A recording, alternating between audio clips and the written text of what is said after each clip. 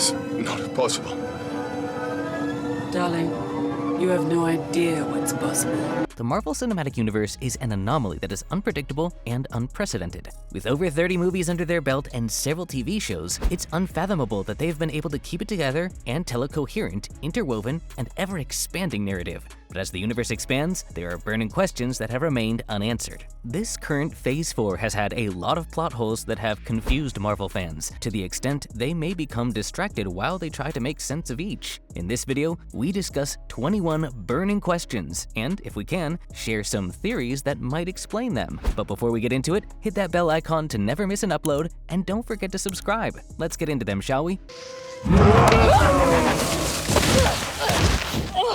Okay, I wanted to do it a little. Number 1. How many Hulks are we going to have? Abomination is back, Bruce Banner is in human form, but we are sure he can revert to Hulk form, She-Hulk will return, and General Ross will be Black Widow's counterpart as Red Hulk. This raises the question, how many Hulks can we possibly have? We'd like to say the more Hulks the merrier, but how many giant monsters can the world contain?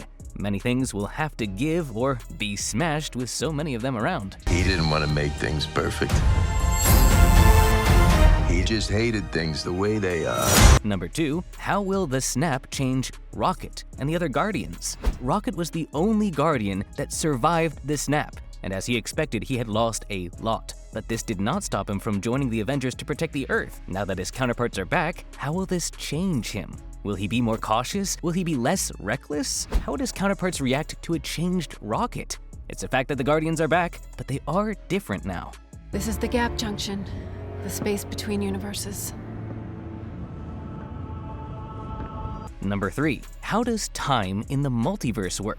As explained in Endgame, time travel in the universe works similarly to dimension hopping, where the choices of the individual create branches, and by extension, the multiverse. However, this doesn't explain how Steve Rogers could appear at the finale end of Loki, invariably changing his timeline. It also doesn't explain how the battle in Doctor Strange takes place in a different timeline. It indicates that time travel and creating the multiverse are different, even though they are treated as the same thing in the movie.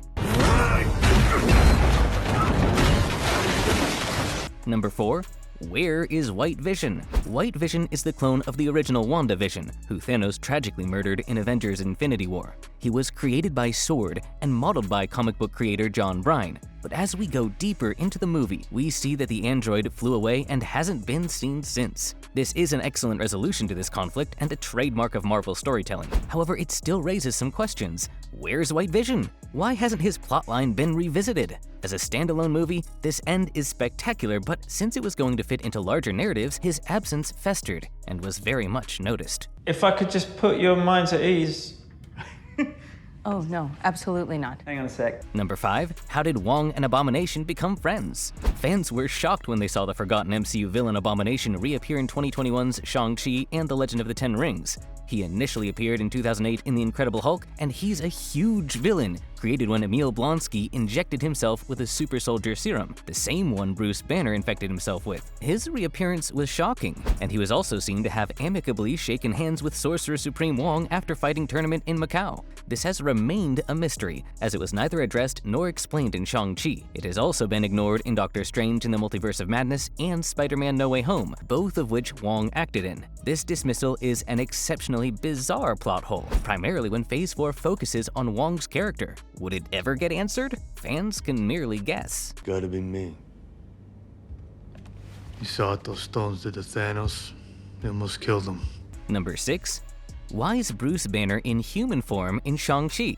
Following Shang-Chi's post-credit scene, Wong introduces Shang-Chi to a group of Avengers to assess the energy of the hero's newfound weapons. They are in a holographic form, except for Bruce Banner, who appears in human form. Bear in mind that the last time fans saw Bruce, it was in Avengers Endgame, and he was in the Gamma humanoid form he has always been from Thanos' snap.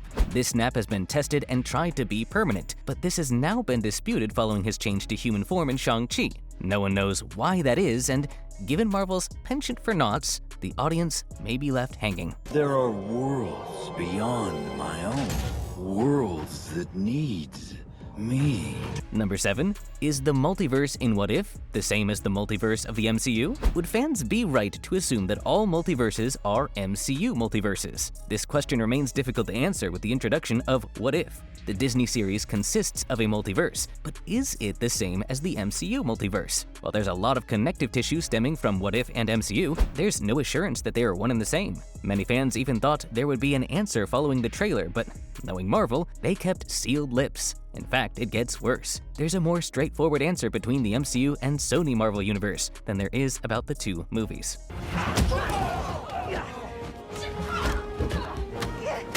Number 8.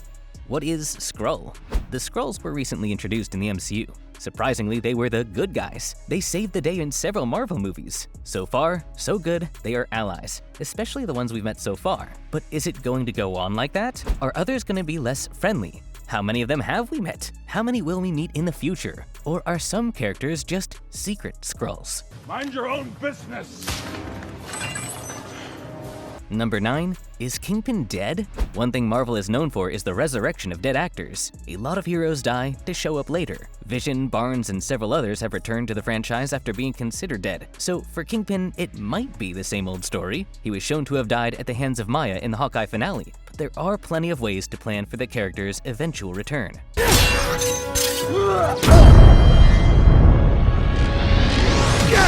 Do you think we missed out on any important information as regards to burning questions from the Marvel franchise? Tell us about it in the comments section, and don't forget to subscribe to the channel and press the bell icon. You are very welcome here to the land of the gods.